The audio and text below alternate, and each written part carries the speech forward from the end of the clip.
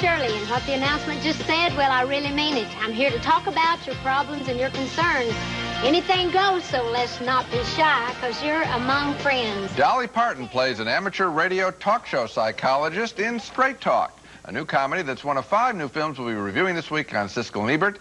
They include an Oscar nominee and a new animated film for kids. I'm Gene Siskel of the Chicago Tribune. And I'm Roger Ebert of the Chicago Sun-Times. Our first movie, Straight Talk, does indeed star Dolly Parton in the story of a frustrated Southern woman who just can't stand by her man for one more second. So she leaves him. She drives up north to the big city of Chicago, where she accidentally becomes an overnight success on a talk show station by shooting straight from the shoulder in her advice for listeners. But life isn't fair. Why, even the Declaration of Independence only guarantees life, liberty, and the pursuit of happiness. Doesn't say anything about fair. Doesn't even say you have a right to be happy, just to pursue it. But no one appreciates me, and I try to be fair, and they Get don't. down off the cross, honey. Somebody needs the wood. She was only hired as the receptionist and got on the air without even realizing it. After her show catches on with the public, the station manager, played by Griffin Dunn, is desperate to sign her to a contract. But she's billed as a doctor, and she doesn't think it's right to claim a title that she hasn't earned. Okay, $800 a week. But it still says Dr. Shirley. Listen. Captain Kangaroo wasn't really a captain. He wasn't even a kangaroo. Meanwhile, a reporter from the Chicago Sun-Times, played by James Woods, begins to suspect that this radio doctor is either more or less than she seems to be. The problem is, the more he investigates her, the more he falls for her. Maybe you should try dating a different kind of woman. Someone more real. Someone whose insides look better than their outsides instead of the other way around. Someone whose name begins with an S and ends with an E? If you know someone named Sylvie. No. Simone? I know a guy named Shane. Great, ask him out. I'd rather ask you out. The best scenes mostly involve the Dolly Parton character saving herself by simply telling the plain truth. Where did you receive your training, if I may ask, Doctor? Where did I receive my training? Yes. I'm a graduate of Harvard, postgraduate studies at the Sorbonne. Where did you train? Where did I train? I'll tell you where I trained at Screw You. Straight Talk is a little too simple-minded, I'm afraid, to be a very good movie. It could have really done something with this story. Maybe could have found real comedy and even some insights in the dilemma of an advice expert who discovers how much help some of her callers really do need. The movie Miss Lonely Hearts did that. But Straight Talk is too distracted by its rags-to-riches formula and by the love story, which doesn't really work because James Woods and Dolly Parton are both, as actors, too contained and too self-defined to ever really seem to be in love with one another. They don't have any chemistry. They're complete packages all by themselves. The movie has some charm and a few real laughs, and that's about it, except for its excellent taste in Chicago newspapers. You know, Roger, I'm going to give it a slightly positive review. It was a close call for me, but it's interesting. The thing that I liked most about the picture, the thing that you knocked the most, and that is the relationship between these two players. Yeah? I know what you're saying in theory, that Dolly Parton is a world unto herself, and James Woods is clearly from a different world. But I thought that the casting of the two of them was interesting. I'll tell you why. Typically, the Hollywood people think that, oh, we got Dolly Parton, got to get a big tree trunk of a guy to play opposite her. And I thought the fact that James Woods, they don't seem particularly comfortable together, and yet there is some attraction to her, and she is so winning as a personality that I thought he couldn't help himself. She's not the kind of person he would normally be interested in, so I was rooting for them to get together. Here we have two of my favorite actors in all of the movies, James Woods and Dolly Parton, but I defy you to tell me of one interesting thing that they say to each other in this movie. It isn't as much as of the dialogue between each other. I can't come up with the dialogue right now. I know it's been you can't. But wait a second. You know there isn't any, really. No. What I am saying is that there are scenes of them together in the coffee shop on Wacker and Wabash, where, you know, we know that location pretty well, where it is appealing to see them together, and you think that he's going to try and defeat her and unmask her, and you can see how the charm works in her. You're right. The film does have a sweetness. It does have a few laughs. I don't think it really works enough to give a thumbs up. Okay, next movie, and our next film is called Rock-a-Doodle, and this is a pretty lousy animated film for kids that also offers some jokes aimed at adults and winds up providing little for either kids or their parents. Rock-a-Doodle is the story of an Elvis Presley-style rooster who wakes up the sun with his singing and builds a Las Vegas-type nightclub career upon it. Will kids care about this at all? Will adults be amused? I doubt it.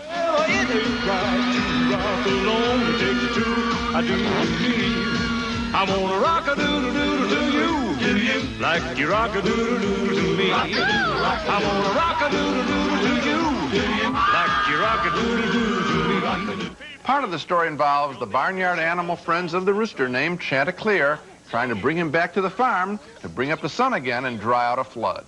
Well, fellas, this is it. The city, the lights, the chicks, the food. The evil force in the picture is an owl who doesn't like the sun. We hate the sun, that much we know. Hey! We hate the rooster, we'll never let him grow. Never let him grow. We hate the sun, from head to toe. From head to toe. We hate the rooster, we'll never let him grow. Well, an owl seems a strange choice as a villain, and Rock-a-Doodle is also very awkward in framing its story with amateurish live-action scenes of a cutesy kid having this story of Chanticleer and his singing told to him by his parents. Other than a nice opening song, I didn't care for anything in Rock-a-Doodle. You know, I realize that kids, to some degree, are attracted to violence. I mean, kids love to watch Saturday morning cartoons where people hit each other over the head with mallets and so forth. Some kids. Lots of kids. Okay. But in a movie like this, at feature length, should it all be basically fight scenes? No. I mean, isn't there something else Yes. that kids could be given? I mean, there is some music in the movie, that's for sure. But on the other hand, isn't there some other way to find a plot that goes from beginning to end and doesn't involve who beats up the most people and gets to be the winner? As the parent of two children myself, this film started out with a beautiful song. He's raising the sun. I thought, oh, this is going to be sweet. Whammo! In comes the owl, and one of my children left the theater. Yeah. And she didn't miss much. Okay. When we come back, Thunderheart, about an FBI man who finds himself a very obvious target on an Indian reservation. It's 500-year resistance. You can't break the connection. This is my jurisdiction. You were doing 59 and a 55. Let me see the radar. I don't need no radar, I can tell. You're so full of... No, I listened to the wind when you went by. It said, 59, nail 'em. The local Indian lawman gives a speeding ticket to the visiting FBI agent in Thunderheart, a new thriller inspired by actual events in the 1970s when the FBI went after Indian activists on a reservation in South Dakota. The movie stars Val Kilmer in a completely convincing performance as a straight-arrow FBI man who's assigned to a murder case on the reservation because he himself is part Native American. Kilmer's character likes to go by the book, and on his first day at the crime scene, he takes most of his cues from a veteran FBI agent, played here by Sam Shepard. It's a restricted area, Geronimo. This is Indian land. What's your name? Hey, easy, Sal. Sure as hell ain't Geronimo, Chief. I think maybe you guys got off the wrong exit, yeah? You looking for Mount Rushmore? What's your name? I'm a full-blooded Oglala Sioux, born and raised on this reservation. Murder suspect, and you're under arrest. Now answer my question. Who are you? He's a cop, is what he is. Cop? That kind of behavior eventually begins to bother the Val Kilmer character, who is befriended by the local Indian lawman who is named Walter Crowhorse and played by Graham Greene. You'll probably remember him from his Oscar-nominated performance in Dances with Wolves. The man you want dragged Leo out on his back, turned him face down, made a circle in the earth with a large pole pine bough, dusted his prints with it back to Leo's vehicle. But he missed one. Whoever killed Leo walks heel-toe. Plantigrade. Yeah, like a white man. The FBI man becomes convinced there is more to the murder than meets the eye and goes to question some of the locals, and among them is a teacher played by Sheila Tousey. I'm from Minneapolis. I spent 4 years at Dartmouth before I came back to the reservation. I know my rights and I know your world. Grandma's not coming out unless you've got a warrant, and you're trespassing on my property, so hit the road, Chief. The first thing I want to say about Thunderheart is how much I admired the performance by Val Kilmer. Now, we both thought he should have had an Oscar nomination this year for his work as Jim Morrison in The Doors, But now look at him here playing a character who comes from about the same time in recent history, but from a completely different place. Kilmer seemed to be Jim Morrison, and here he seems to be his opposite, this narrow, rigid FBI man who eventually has his life open up a little bit on the Indian reservation. Kilmer is good, and so are the actors around him, especially Graham Greene, and so is the way director Michael Apted shows countless details of daily life on the reservation. I think it's a good film, too, and I think I like just the thing that you said at the end, which is, forget the politics of the film. It's easy to make the FBI bad and the Indians good, but I like the look of this picture. I like seeing some of the rusted-out locations, the beautiful landscape, and the way that the Indians are living on the reservations. And again, Kilmer's performance, it's quite amazing to see what this guy can do in these two characters. You put them side by side, they physically don't look alike. Two separate achievements. I thought it was very good. This is the movie that this reminded me of is Witness, where you have the murder mystery in the Amish. And you have both the crime. Oftentimes with detective novels and crime novels, they place them in some kind of a locale where you're reading about the locale as part of the bonus, and here that's certainly the case. Absolutely. Coming up next, Beethoven, a comedy about a dog who turns a family's life around. Boy, no matter how many showers I take, I still smell Beethoven all over me.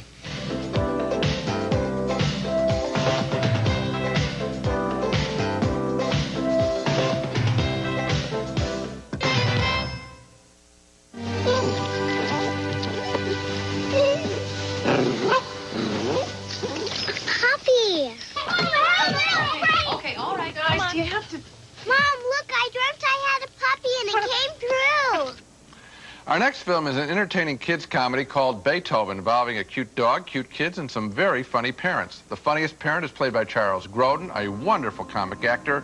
Here is a dad who doesn't want his kids to have a pet, especially not a runaway St. Bernard that's only going to get bigger.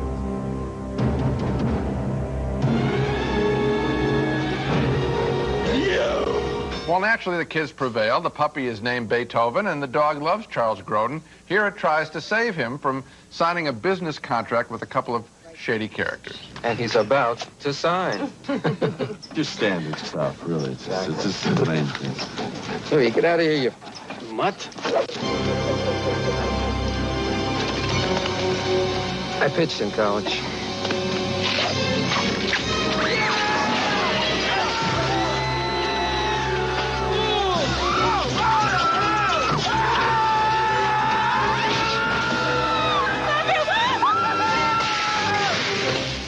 A more direct threat to Beethoven is an evil animal doctor played by Dean Jones, a nice casting choice given Jones's history of playing good guys in Disney comedies. You hit me, I'll have you put in jail for assault and battery.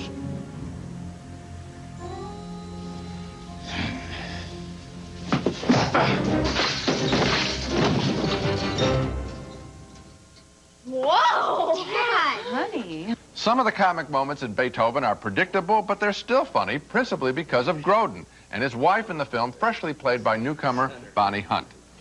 Well, she drives me crazy. George? Who are you talking to?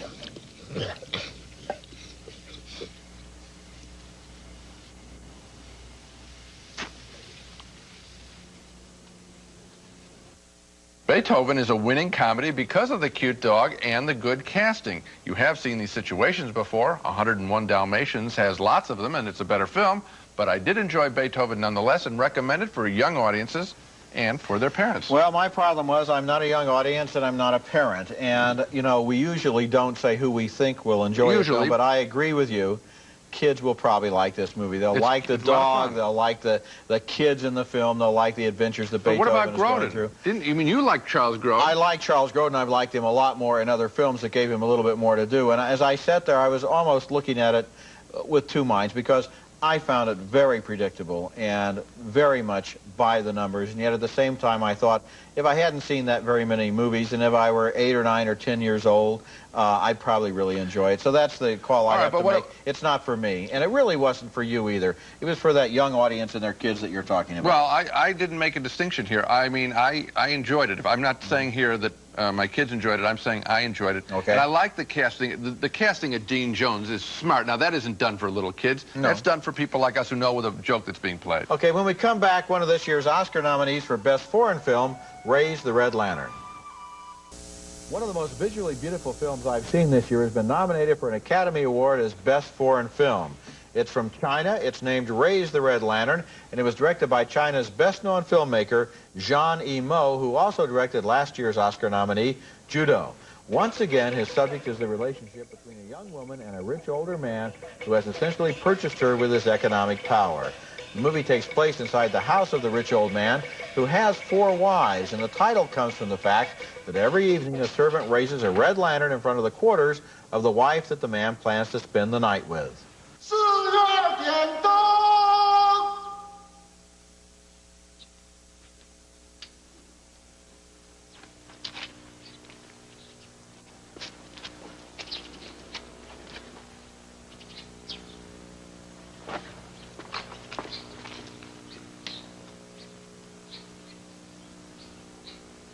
The movie stars Gong Li as the beautiful young 4th wife who discovers that life in this house is a hotbed of sexual politics. 怎么样？点灯捶脚，到这会儿你觉出点意思来了吧？再过些天呢，你就更离不了喽。谁呀？什么事儿？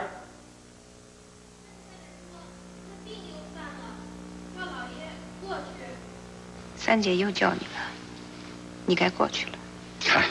The camera suggests the elegance of the physical comforts in the house at the same time that the dialogue suggests that it is a forlorn prison. 飞虎，飞虎，你给我下来！我母亲叫我有事儿，那我先走。 This is the 3rd movie by Zhang Yimou that I've seen. Red Sorghum was about a young woman purchased by a rich old vineyard owner. Judo was about the young bride of a rich man who dyed textiles. And now we get this film in which the rich husband is off screen almost altogether, and the director focuses on what is probably his real obsessive subject, the feelings of women who are the victims of men, tradition, and money. This is a subtle, elegant, and moving film about an educated woman who has her whole life ahead of her, but decides to sell herself to the old man, and then her life is limited by the 4 walls of his house. It's a film that can be read as an angry parable and not just about China. Well, I like the picture, too. The only thing I quarrel with you on is the use of the word subtle. I think it's really very clear what this film is about, and I think that it's more than just the dialogue that shows that this is a prison. I think the overhead shots that we get of the whole compound that this Titan operates is one of like a prison very much, and I think that that's not the part that I thought was subtle.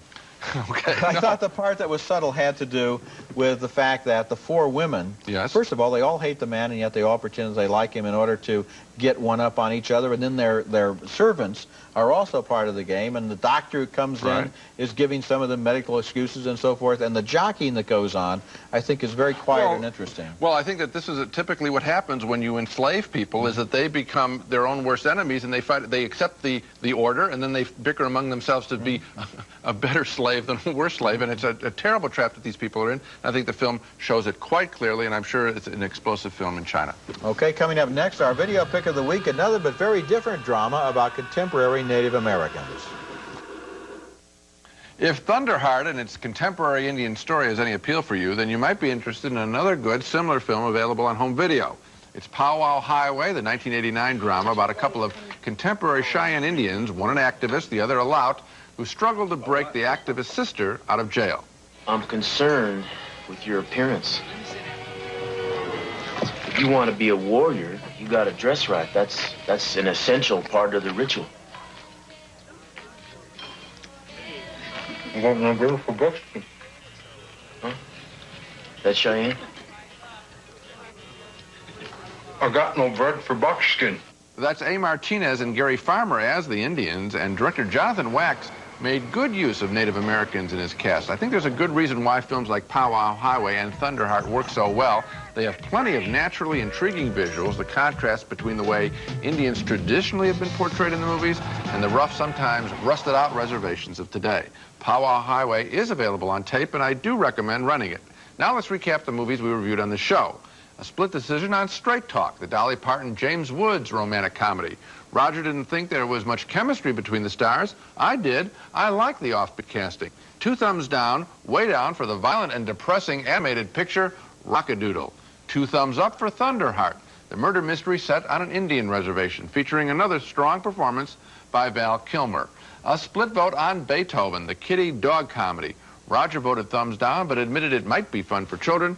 I think kids will enjoy it too, but I did as well. And I liked Charles Grodin and Bonnie Hunt in their characterizations. And 2 thumbs up for Raise the Red Lantern, the feminist Chinese drama, nominated as Best Foreign Language Film. So the film we seem to be endorsing the most, I think, is Thunderheart. I liked Beethoven. And Raise the Red Lantern is also playing around the country here and there. That's it for this week. Next week we'll be back with a new Robert Altman film, The Player, very controversial, starring Tim Robbins and Greta Scacchi in an attack on Hollywood. And the new musical Newsies with Robert Duvall and Anne Margaret. That's next week, and until then, the balcony is closed.